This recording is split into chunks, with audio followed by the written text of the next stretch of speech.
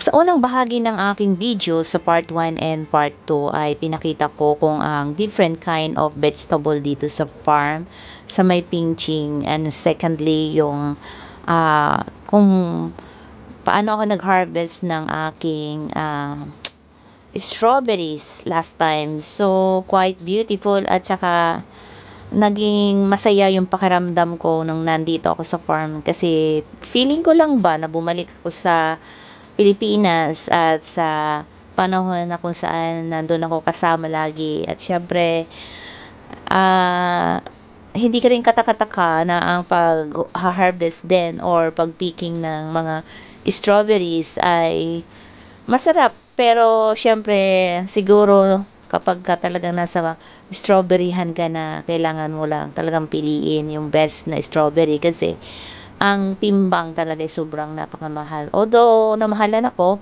pero okay lang kasi nag-enjoy nga ako dito sa Pinching farm.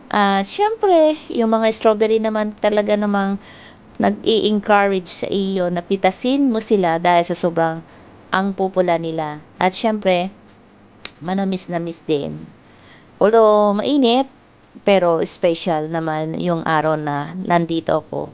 So, enjoy guys, at diretso lang tayo at ipagpatuloy natin ang ating pangatlong video dito sa Pengcheng. Siyempre, kakaiba rin naman ito dahil talagang feel na feel natin sa loob ng farm na ito ay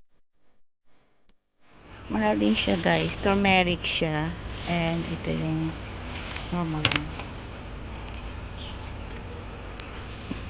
potato. And some cauliflower. Yan, organic siya. Ito yung carrots guys. Carrots.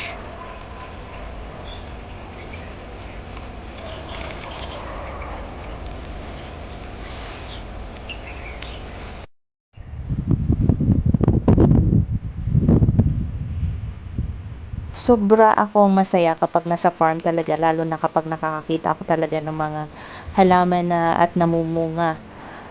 Ang sarap sa mata. Kaya gustong gusto ko talaga ng halaman at gustong gusto ko talaga ng farm. Kasi kapag ganitong nakikita ko talagang ang saya-saya ko. Lalo na itong puso na to, hindi ko siya tinantanan at pinakuha ko talaga siya at binili ko talaga, kahit na kasi tingnan niyo naman guys, oh, ang taba-taba niya, lusog-lusog niya, 'di ba? So nanghihinayang ako na um, humaba na siya ng humaba tapos hindi siya mapipitas. Kaya talagang binili ko 'yan. At isa pa rin ito sa pinaka-favorite na gulay ko, yung gabi, yung laing ba. Gustong-gusto ko rin siyang magdala, gusto ko rin bumili, kaso mo lang napakalayo ng aking ah, panggagalingan. Pagkatapos, syempre, wala akong masyadong bag na paglalagyan ko, kaya nanghihinayang talaga ako na hindi ako nakabili din ng panglaing. Pero I'm sure na next time makakabalik pa rin kami dito. At siguro malalaki na yan sila, matataas na. At saka hindi lang ito yung area na pwede kang kumuha ng laing. Kasi dito, farm is kailangan talagang kiluhin. Kaya, inignore ko na lang muna si Gabi at sabi ko, next time na lang, at least, di ba, at least kahit papaano, may puso akong dala. At isa pa sa nakakatuwa talaga guys, itong mama na ito na, ayan, at tinipon niya lahat yung mga mga damo, tapos siguro pinatuyo niya muna yan, tapos nung medyo matuyo na yan, sinunog niya. Talagang feel na feel ko talaga na para lang sa Pilipinas, di ba ganyan tayo kapag naglilinis tayo ng bukid, tapos hindi na natin kailangan yung mga damo, sinisilaban natin. Pero mas maganda sana pati ko yung mga dahon ng saging na patay na, tapos sisilaban mo, di ba? Ang linis-linis, ang grabe talaga. So far, ang saya-saya ko guys. At syempre, paalis na rin tayo dito sa farm at medyo hapon na rin at nangungulit na rin ng ating sigang Heidi Sacro. At kaninang-kanina pa rin yan tawag ng tawag sa akin. So, kailangan ko nang lumarga kasi pating 1 hour pa ang biyahe ko mula dito, kasi sasakay akong minibus. Maglalakad pa ako palabas, tapos sasakay akong minibus, tapos sasakay ako ng train. At kaya, nag-decide na rin talaga akong iwan itong farm na to. At masayang-masaya akong iiwan siya dahil at least kahit papaano na hindi katulad ng dati talagang marami kang makikita. Pero sa ngayon, ganito lang, is nakatuntong pa rin ako dito sa farm. At by next time, siguro babalik kami dito or siguro iba na naman yung nakatanim dito. Alright? So, let's go. So, pagkapunta galing mo sa farm, ito yung madadaanan mo dito. So, maraming guys na pumupunta sa loob para manguha ng strawberry. And meron pa talagang bahay dyan sa paakit sa taas.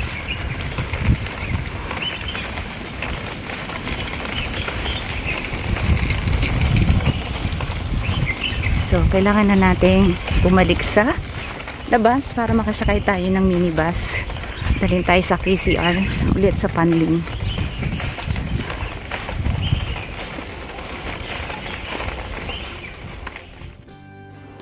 Hindi ko to napansin kanina noong bumaba ako mula sa minibus galing sa Panling. Kasi during that time, wala pa ito eh. Wala pa talagang farm dito. So, nung mabasa ko yung Phoenix strawberry, sabi ko, silipin ko nga. Kaya nang tumawid ako while na naghihintay ako ng minibus, ito nga yung nakita ko. Ang dami pa rin palang strawberry. At napansin ko, napakalalaki ng mga strawberries dito. So, meaning kapag malalaki yung strawberries na mapipitas, ay medyo may kamahalan din. Kaya kung nawiwili ka talagang mamitas, yung pipiliin mo talaga yung best talaga. Kahit na dumami man siya, at least best talaga siya. Best din naman yung nakuha ko, pero parang feeling ko mas malaki to dito. And then, napansin ko rin dito sa ano na yan, na may ginagawa pa rin dyan sa part ng bundok na yan. Sayang, at wala na akong time kasi wala na yung oras ko, talagang gahol na kasi nga almost 4 o'clock na rin. At na 5 o'clock makikita nga kami ni Gang Heidi Sacro. Kaya need talagang sumakay na ng minibus, guys. At iniwan ko na nga ato at kailangan ko rin ibalita kay Tita Glo yung party dito sa Panling.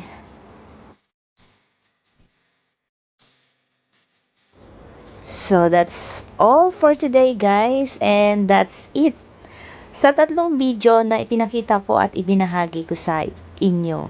Sana nag-enjoy kayo at sana naibalik kayo sa farm at sana naranasan ninyo na ang pakiramdam na bumalik tayo sa sarili nating bayan. At sana hindi lang itong farm na ito ang ating marating. Sana marami pang farm ang ating mapuntahan sa loob ng summer. At sana rin marami pa tayo makikita na iba't ibang klase ng mga halaman dito sa Hong Kong. So, see you guys sa susunod kong mga video. At paalam sa inyong lahat and God bless us all. Goodbye sa inyo at laging mag-ingat saan man dako kayo ng mundo. Paalam!